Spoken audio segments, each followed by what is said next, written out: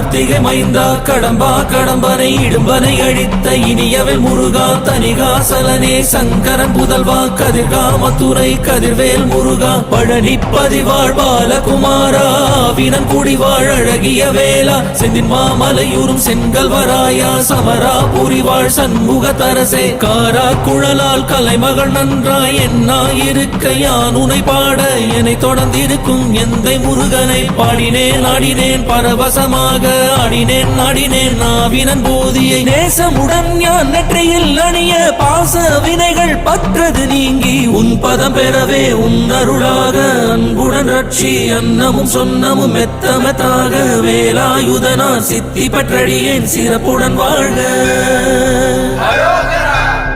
ஓம் சரவண பவாய நமः.